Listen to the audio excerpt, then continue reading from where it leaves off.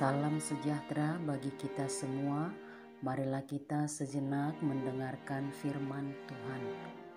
Tuhan telah melakukan perkara besar kepada kita. Marilah kita bersukacita. Mazmur 126 ayat 3. Tidak leluasa dalam menjalankan hidup sebagaimana layaknya seorang manusia. Dieksploitasi, diperbudak, tidak ada kebebasan atau kemerdekaan, terjajah dan dikendalikan oleh orang lain. Adalah hidup yang paling buruk dan menyakitkan.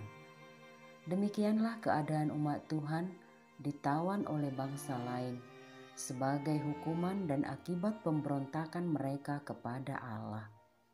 Namun Allah tidak membiarkan kemerdekaan yang daripadanya terhilang selamanya oleh karena dosa dan pelanggaran itu.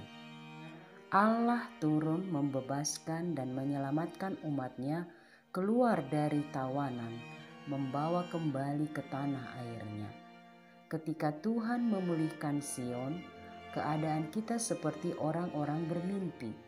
Suatu keadaan yang tanpa ketekanan, tanpa penindasan. Tindakan penyelamatan Allah memulihkan, membawa sukacita dan ketenangan, damai sejahtera. Tuhan telah melakukan perkara besar. Di dalam Yesus Kristus, kita beroleh kebebasan dan keselamatan dari dosa dan sengatnya. Allah melakukan pembebasan, penyelamatan kepada kita tanpa kekerasan, tetapi dengan kesetiaan dan ketaatan hingga tiba di Golgota.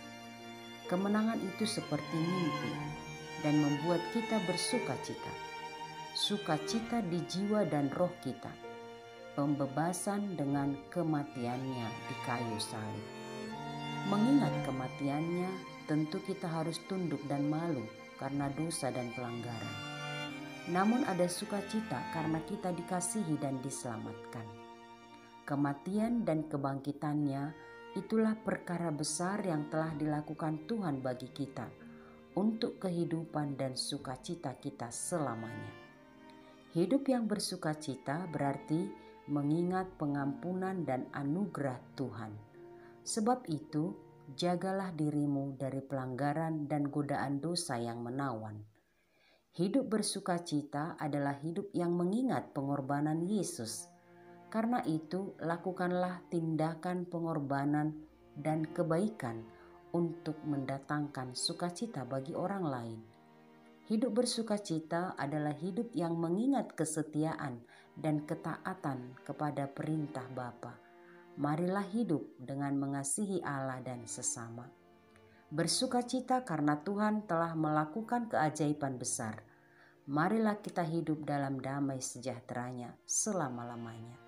Berbahagialah orang yang mendengarkan firman Allah dan memeliharanya di dalam hatinya. Amin.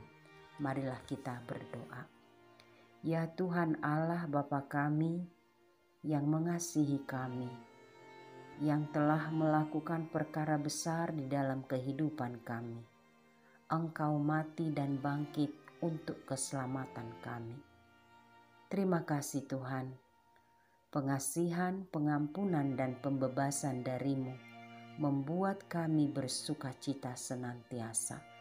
Karena itu Bapa, tolonglah kami supaya kami tetap hidup setia kepada Engkau, mengingat semua pengorbanan-Mu, mengingat semua apa yang Engkau telah lakukan untuk kebahagiaan kami selama-lamanya.